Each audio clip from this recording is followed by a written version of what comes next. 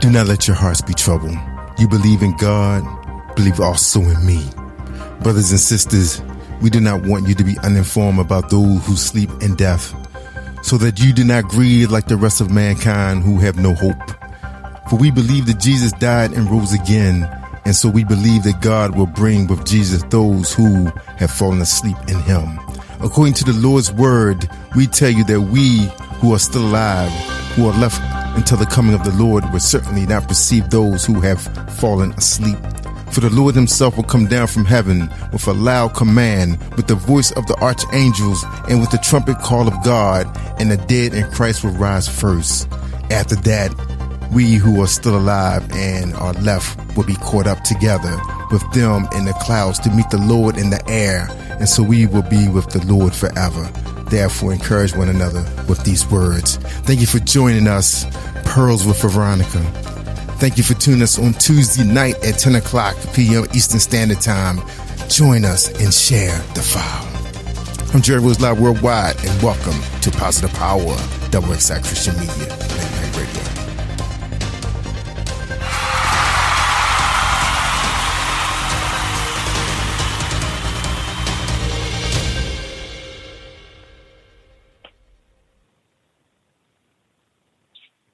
Still standing, still standing. Beyond the tears, she's cried, and here she is, still standing. Good evening, and welcome to Pearls with Veronica. Welcome, welcome, welcome. My guest, Tomika Reid, is a native of Brooklyn, New York, who currently resides in Atlanta, Georgia.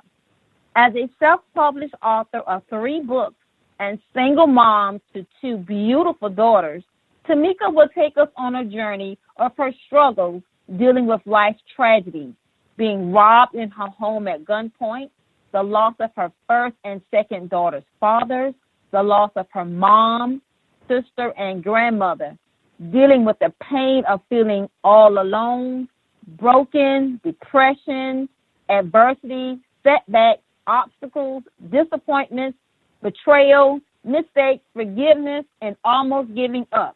But if not for the love of her daughters and God keeping her, oh, where would she be? Thank you, Tomika, and welcome to Pearls with Veronica on Power Positive XXI Christian Media. Tomika, good evening. Good evening. Oh, my gosh, you read that so well. Oh, my goodness. Thank you. I'm listening, and I'm like, oh, my gosh. Like, I've been through so much, but, yes, I am here still standing. That is, oh, my gosh, so true. Wow, tell us about me. Tomika. Yes, well, you said a lot of it. Wow. Well, of course, I'm from Brooklyn, New York. I, like she said, I currently reside in Atlanta, Georgia. I am a self-published author and a single mom. I've written 3 books. I am currently working on my 4th book, which is another children's book. I never thought that I would ever write another children's book, let alone become an author, but I'm here, and I love and enjoy doing what I do. I try my best to post daily inspirational quotes and poems on social media every day, daily, to uplift, inspire, and encourage others to never give up. I use all of my tests as a testimony to share with others, to let them know, like, hey, you're not alone. I've been through it. I'm here. I'm still standing. I turned my pain into a purpose, and I'm willing to inspire you. So I love and enjoy doing what I do. I've been through a lot. I lost my first daughter father. That took me to a point to where I did not want to live anymore. I was giving up, but I thank God that I had my mom at the time to instill in me that I needed to be strong for my daughter, because I didn't even care that I had a child at the time, because that was my first love. And for me to have to identify his body, in my stairwell in a pool of blood, that took a lot from me. And here it is, I lost my best friend, And Right. so it took a lot out of me to be able to move on. I was 162 pounds. I shrunk down to 123. I didn't want to eat, sleep. I didn't want to do anything. But like I said, my mom was there, and I'm so happy that she was. I tell my daughter to this day, it's because of you I'm here still standing, because I was giving up. I thought my life was over. I felt safe and secure when he was alive, and so I just felt like that was the end for me. But I'm happy that I was able to build my strength up through the grace of God and realize that, hey, listen, I have a daughter that I have to take care of. So I decided to give, love another chance. And I also lost my second daughter's father. That took a toll on me as well. I did lose my mother a year after I lost my first daughter's father. That was very devastating.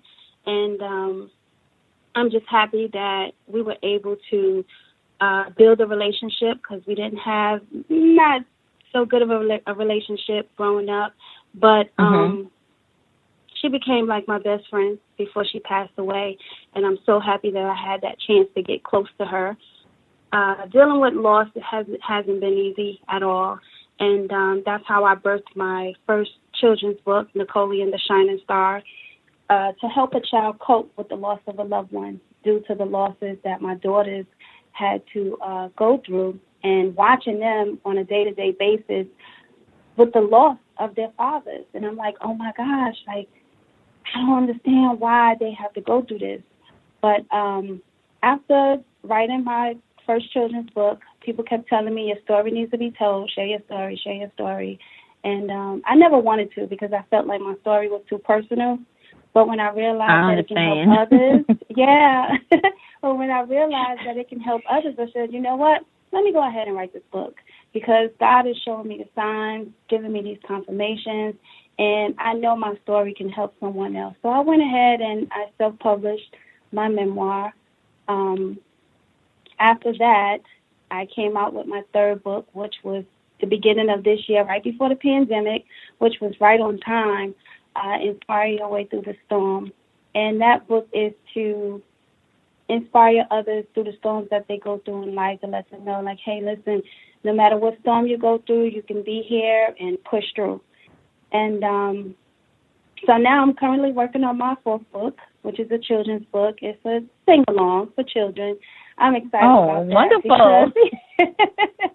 I'm so excited about that, because after working at a daycare, I realized that these babies, teaching them their colors and their numbers, and I'm like, oh my gosh, this will be so amazing to come out with a children's book to help children learn their colors, their primary colors.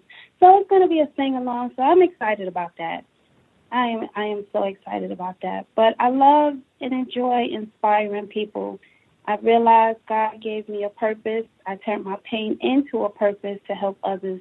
And so that's what makes me happy, being able to hear someone say, thank you, I needed that, or it's because of you, I didn't give up, or thank you, because now I'm going to write this book, and I didn't realize how important my story was, or how much I can make an impact on others, until I started driving for Lyft, seeing people sit in my backseat crying. They're sharing stories that they hadn't even shared with anyone. And then they uplifted me, like, hey, make sure you sign my book, because I can't wait to see you on a big screen. And, they're giving me all these encouraging words. And I'm like, oh, my gosh, But it was just so amazing just hearing other people's stories. And, at first, seeing them cry, I was like, oh, my gosh, like, I'm not sharing my story for you to cry. And I don't want you to feel sorry for me. But kind of find out is they weren't crying because of my story. They were crying because they can relate.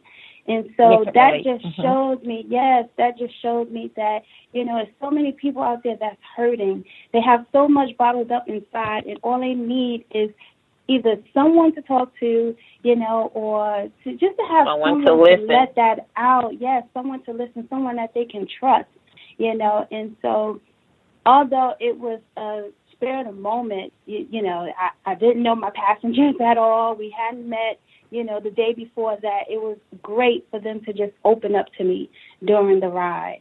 And so I was just so amazed and motivated to get out there and get these books out there and talk to these people and inspire them. It was just so amazing. It was so amazing. I'm not driving for Lyft now. I miss it due to the pandemic. I haven't been out there since March. So, but I miss it so much. I really do. I miss it so much. I've had people tell me the connection with with the people and what they're going through, and they're listening to your story, and you can relate to it. Because I always felt like cleaning found me. I didn't find cleaning, and it was therapy for me.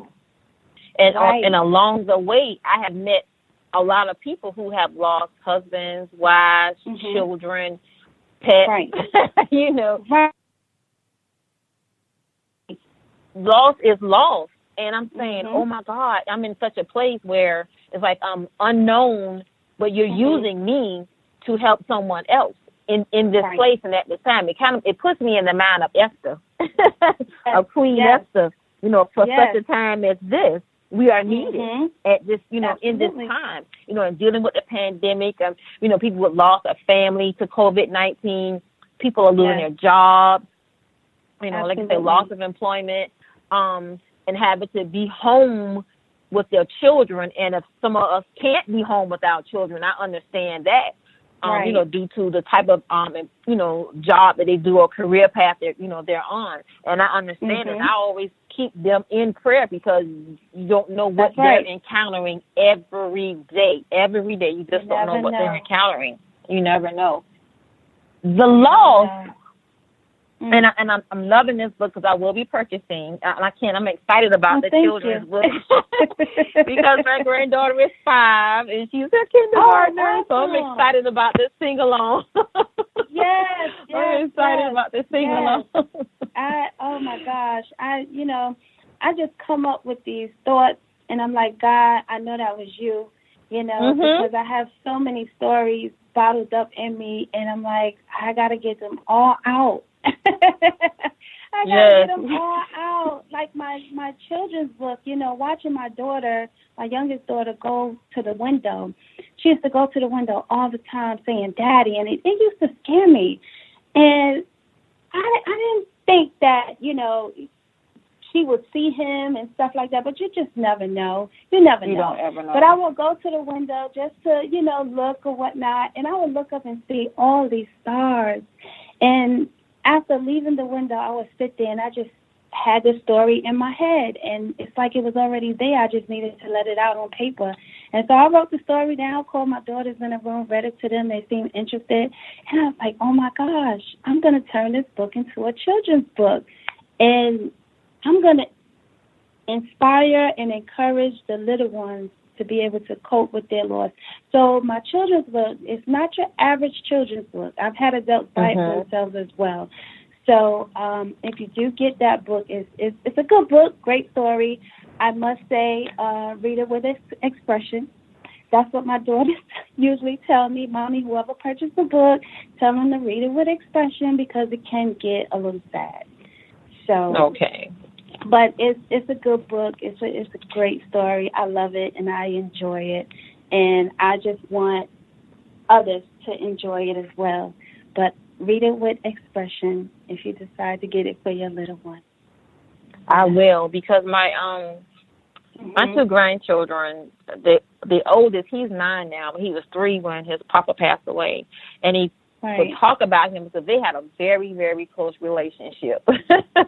Wow. And oh my goodness. When he started pre-K, he would always talk about death and dying, and the teachers couldn't understand. He said, he's always talking about death and dying. So one of his classmates, they were talking about something at the little, on the playground or something, and he mentioned to him, one day you're going to die. And so the little boy He was like, he's talking about dying. He says, I'm going to die. He says, it's true. You know, we live and then we die. I'm like, oh, Lord, this child is a little too far. You know, he's advanced. So this kid doesn't understand the death and dying process just yet. But he was only talking about his experience. So we had to let, you know, the administration know, you know, he lost his grandfather not too long ago. And so he talks about it. And I've got him to where now he writes about his experience, about his, you know, about his papa. And I just can't wait to purchase. I'll get 2 copies so that they each can be, you know, have their own book. They don't like to share too much. They don't like to share right now, so they need their own. They need their own copy right now. Yes. Dealing with the loss, because the loss are multiple losses. So were they like right behind each other, or were they spaced out? Because I know you said that the loss of I think it was your second daughter's father and your mom were like a year apart. Yes. So my first daughter's father, he died in 2003. Then I lost my mom a year later in 2004, and then I lost my second daughter's father in 2011. Now I've dealt with a lot of loss in my life, but I named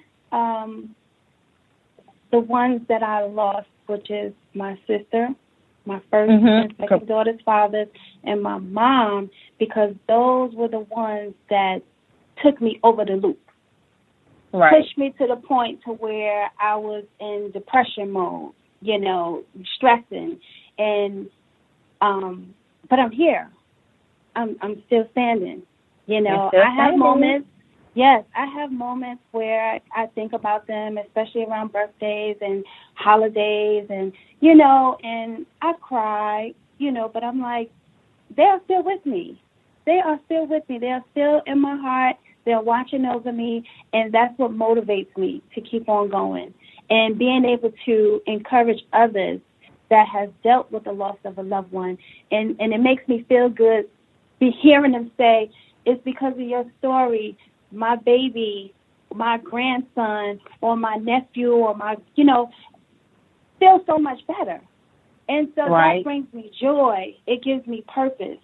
And I know that everything happens for a reason. I believe that wholeheartedly, that everything happens for a reason. You know, I never thought that I would lose my second daughter's father. I never thought that I would lose any of them. But to have to deal with it a second time, I was like, whoa, wow, really? I couldn't believe it at all. Yeah, because I didn't even want to be with anyone else. I didn't want to be with no one else. But because I had my cousin telling me, oh, just give love one more chance, you know. If you see this person all the time, he's always around, you know, just give him a chance. And I did, not thinking that I was going to lose him too. So now that's my biggest fear, is being with someone else. I don't want to be with anyone else. And I'm like, God, I fear nothing else but you, because I've been through so much. So I fear nothing else but you besides being with someone else. I can't, you know, it takes a lot on me. But I encourage others to keep on going in life, to have that faith and believe that everything works out for your good. I believe that wholeheartedly because of all of what I went through, the losses, the struggles, the setbacks, the obstacles, even with me being in 4 car accidents. I know I have a purpose in this life. I know God has me here for a reason, because I could have been dead a long time ago. Yes, 4 car accidents. Yes, so God has me here for a reason. And I know my purpose is bigger than me. Being able to encourage and our pain is not so much for us, but for us to tell our story to help someone else. And I had a minister friend to tell me that. Even my pastor, when my husband was diagnosed with his cancer, and we were getting ready to go to Noonan, Georgia, and he said to me, he said, your story isn't for you. And I looked at him like, my story isn't for me.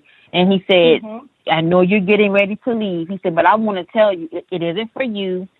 You're stronger than you think. You're going to make it, and you're going to write that book. And I'm looking That's at him right. like, write a book, sir. I'm looking at, okay, I'm going to do what you say again. I believe you and I trust you. And then I kept hearing it. Like, I had an evangelist come to me and she said, I don't even know this lady. When you write your book, I need a signed copy of it. I'm like, ma'am, right? And I keep hearing it. I'm going, okay, God, I got to get this book together. I need to go into seclusion or something where I need to, I don't need any distractions to write this book and focus on the book. That's so right. The pandemic has been helpful, outside of me virtually schooling some little kids. Right. So I know that I've got to take that time. I got to make the time. I have to make that time for Veronica to actually get this book together. And listening to you and reading, I'm going, Veronica, you can do this. I'm not afraid to do it anymore. I'm not fearful anymore. It's just the time. Because I don't want to hold up somebody else's purpose with me not writing this book. I don't want to be that. I don't want to stand in their way. I got to get the book, push it out, so that they can go through the process as well and live for it. Like we do. We're living for it. We're still standing. With the grace of God. And I'm just loving the process. I'm loving your process as well. And your journey too. Because you deal with the pain. You feel alone because you're like, what am I supposed to do now? They're no longer here. God, I need your help. Right. And you're looking at these children. How am I supposed to help these children? I'm grieving, but how am I supposed to help these children? And like you, I lost 11 pounds in a day. My husband died on a Wednesday. The next day, I couldn't eat. I wasn't eating. I thought I was eating, but I couldn't eat. No appetite. I lost 11 pounds. Nothing. I'm like, okay, I got to plan a funeral. I got to make sure the kids are dressed for the funeral. I got to make sure this is done, do that. So, you're tending the business, preparing yourself for the funeral. And they got these other things that you have to do. So, you're psyching yourself out. I'm eating. No, Veronica, you were not eating. So I can relate to the weight loss. And the brokenness. The brokenness of it. You just broken. Like, did this really just happen to me? Did this happen? Is this real? Is this real? And sometimes, I walk in here and I'm going, sometimes I say, God, did this really happen? Okay, yes, it's happening. He's not walking back through those doors ever again. And then, you just say, okay, God, I need you to help me on today because today is one of those days, God, where I'm just totally broken, just completely broken. And then, you talked about the depression. I don't know if I was depressed or anything because I had so much to take care of. I'm like, I didn't have time to be depressed or got too much. Adversity, I can relate to the adversity. The adversity. People. Just people. You go through the setbacks. You married. Okay, how am I supposed to do this? Because now there's a loss of income here. That's a setback. Absolutely. But you have to manage, and you manage, accordingly. I've been, like I'm reading here, disappointment, and the betrayal. I made mistakes. I've forgiven a lot of people. I had to forgive. In order for God to manifest things and for him to manifest things, in our lives, we have to forgive so that he can do so we can fulfill our purpose. Because I don't want to have any forgiveness in my heart and not fulfill the purpose that God has for me. That's right. No. You can't give up. You got to still stand on his word. And look at who's motivating us. God is motivating us. And then you look at your two little beautiful daughters. I know they're not little girls now, probably not. Yes, absolutely. And then I look at my children and my grandchildren. Hey, Veronica, that support system, that village. How has your support system, or who has been a support system for you, through these multiple losses? Mm-mm-mm. God was there. Exactly. I mean, you have family and That friends is that try to be ultimate. there, Mm-hmm. but it's but so much you can say or do, Exactly. But my condolences, or if you need anything, I'm here, and you here, but you can't bring my loved one back, So the only thing that you can get comfort from is God. That's it. That's it. And being now, patient with yourself. Exactly. Even now, I have my moments, and I love being alone. I love being alone. Oh my goodness. I miss my loved ones, but it's like, okay, I just need to be alone. I just need to gather my thoughts, and I zone out. I zone out. I have moments where I get nostalgic, because I go back into the days when I was around this loved one or that loved one, and then I just have my moments, and I'm like, oh, I miss this day. I miss what happened, and, I get like that a lot of times, and it's because I miss my loved ones, and I miss them dearly. Even now, like with my mom, I wish she was here. There's so many questions. I just want to talk to her, and it's like, okay, she's not here, but I know she's with me in spirit. So sometimes I'll just talk, and I'm like, Ma, I know you're listening, but I just wish I can get an answer, But right. It gives me comfort knowing that they're still in my heart. We all have to go one someday. We are not promised tomorrow.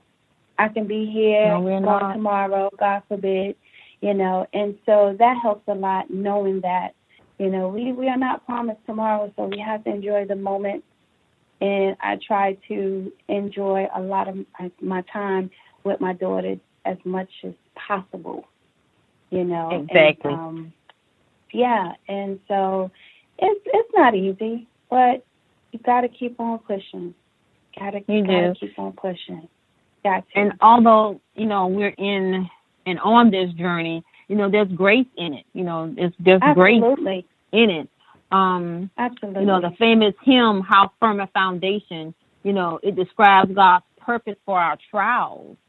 It says, For I will be with thee, thy troubles to bless, and sanctify to thee thy deepest distress. The pain and the hardship that we endure is meant, it's not to crush us, but to refine us and shape us into, Christ's image. God, He knows how to replace our ashes with a crown and the morning oil of gladness. Right. That can be found in Isaiah 61:3. That's right. You said 61:3.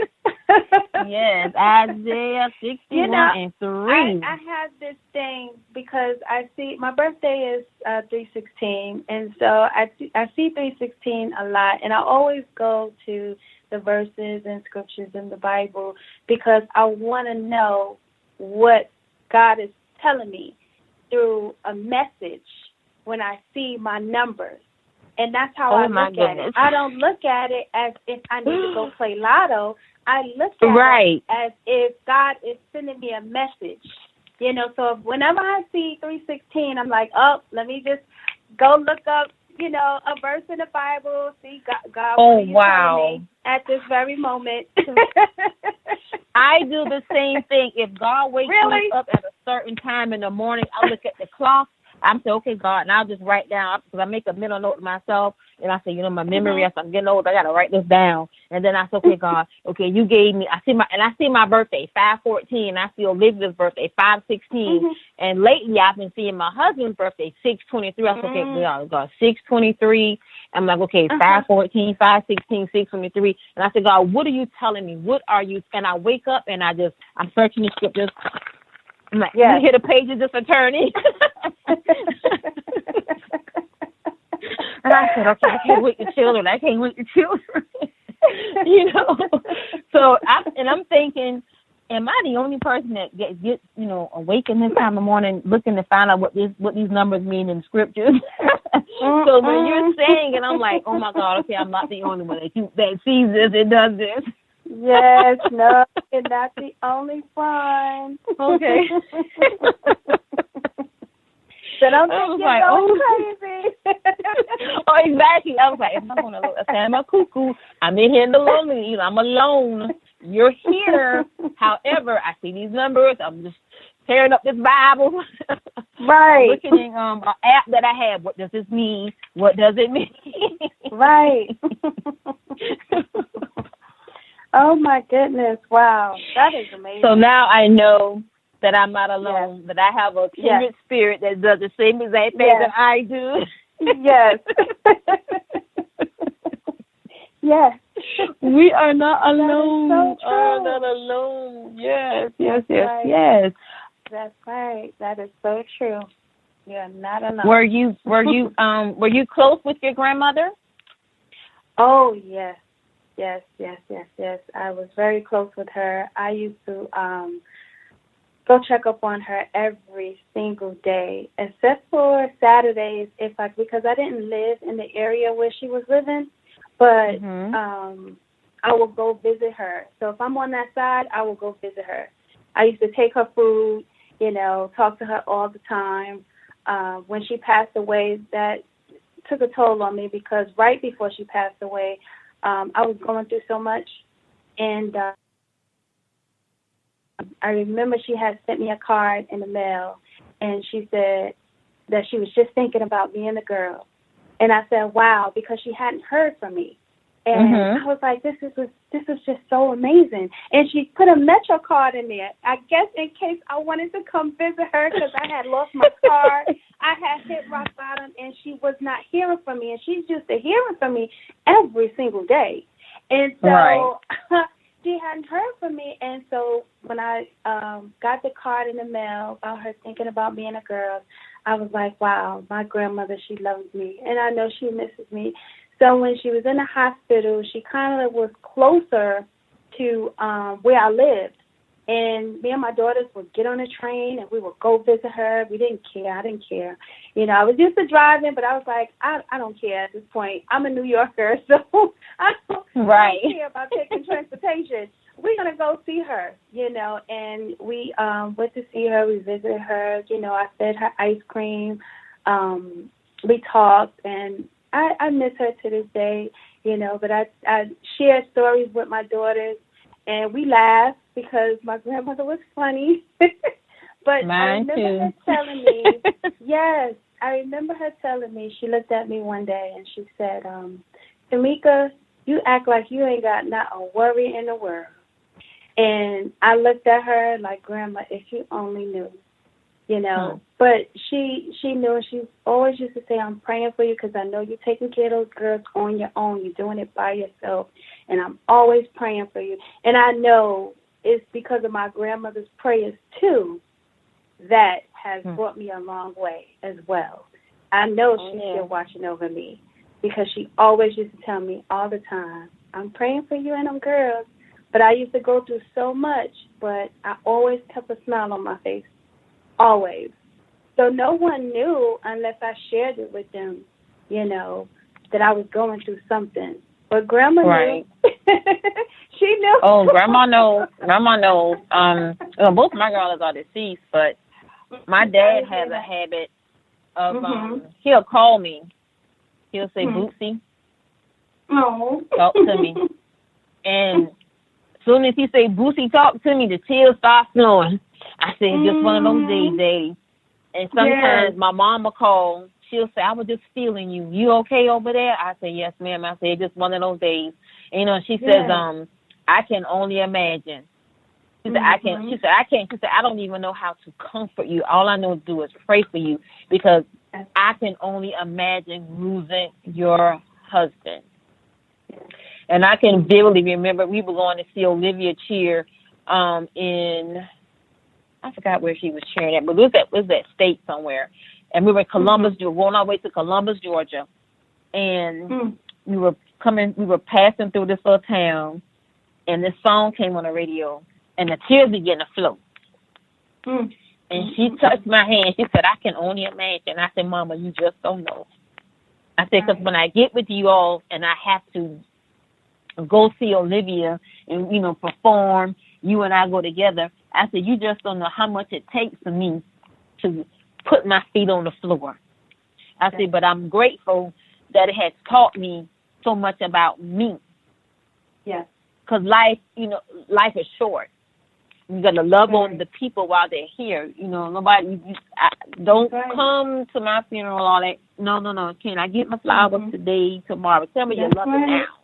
You know, that's right. And, you know, and when tragedy strikes, people just don't know. They don't know. They do not know. They see the smiles. You know, they see you. You know, you put together. You know, you well put together, and you got the smile on. But a lot of times, I look at people's eyes, and I said, I said they're going through something. Sometimes I can tell by their eyes. I say you wearing this, but your eyes aren't smiling. You know, right. So I tend to read the faces and the mood and whatnot. But I'm excited. I'm excited about the third book coming out. You know, the children's sing along. I'm excited about that. How are your daughters doing today? They're good. They are good. As long as they got mommy, they're good. How old are they now? My oldest and my youngest, she's 12. She's about to be 13 next month. Okay. So they are good. They're good. I think God for them. They are my blessings. Yes. The little, you know, at the time, because they keep you moving. They keep you from. Absolutely. I won't say so much of self-pity, but you know what you're living for, and once God gives you that purpose, you live for it, and you know they glean from you because children feed off of us. You know they can pick up your mood, they can sense it, That is true. They can sense it. You know, you okay? My son will call Ma. I'm like, oh God, who was Ma? You know, he's like, that is so true. Are you okay over there? I'm like, yes. I haven't heard from you today. I said, I am taking some me time today. Am I allowed me time? You know, I need a mental. And people don't understand. You need a mental break. You're like, I need a mental break. Okay? I need to mentally decompress. That is true. So that I can get back up, put my smile on, and forge on for the next.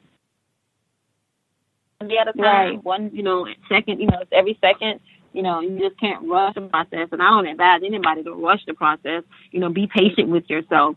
Absolutely. You know, because God is with us, and He's never going to leave our side. God is never going to leave our side. We're never alone. We may feel alone in the present here, but in His presence, we are not alone. We have to seek His presence all the time. I'm not preaching. I can only just talk about the experience, you know, because you know this grief and loss, you know, it's deep. It is deep, and people are hurting.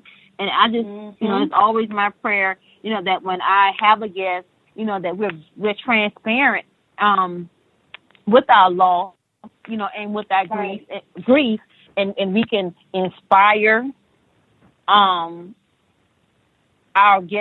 listeners on how we're living forward on the journey. You know, I want to be an inspiration. You know, I was telling God today, I don't want to leave here without impacting somebody. That's right. I want to leave a legacy. You know, I said, you know, it doesn't have to be money, but I want them to know she lost, but she lived for it. That's right. You know, she lost, but she lived for it. She did not give up. She's still standing. That's you know, by the grace of God, you know, it's by His grace and His mercy, you know, that we're still standing. He sees us. He knows us. He knows who we are. He knows why He designed us. And He designed us for this journey. He designed us for it, you know, to tell our story. Yes. To let others know, you know, that despite adversity and the setbacks, the betrayal. Yes. Oh, the betrayal. Yes. That we can't give up. That That's B right. word, betrayal. Ooh, and disappointment. Yes. You know, and to know that God comforts us, you know, during our hardship. He encourages us amidst, you know, the difficulty.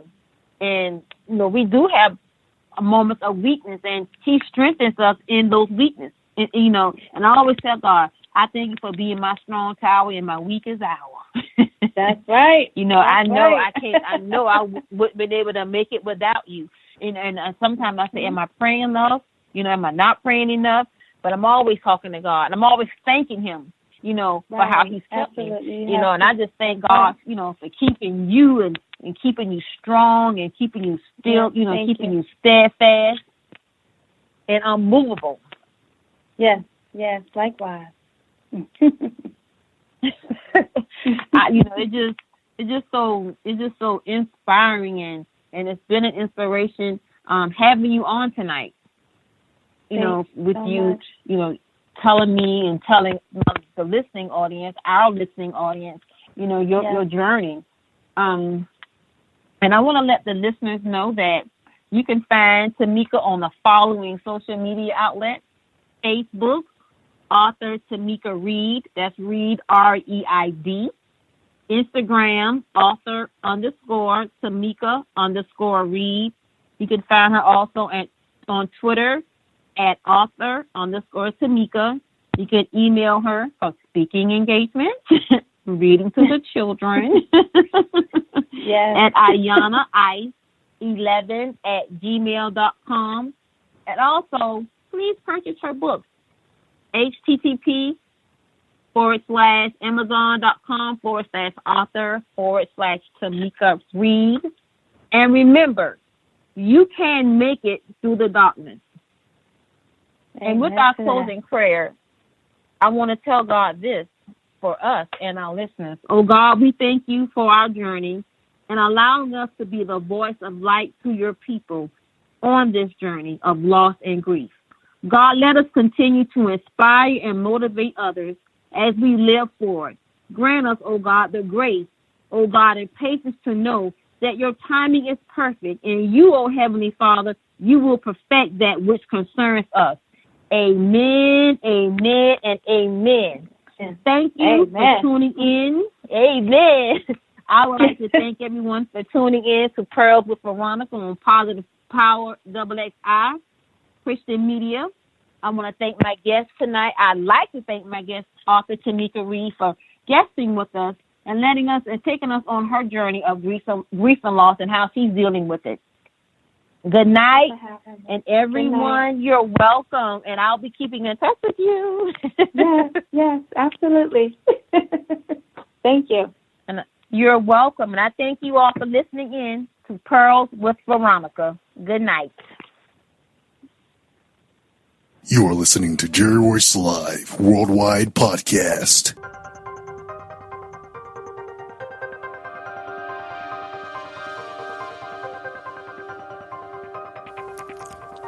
Do not let your hearts be troubled. You believe in God, believe also in me.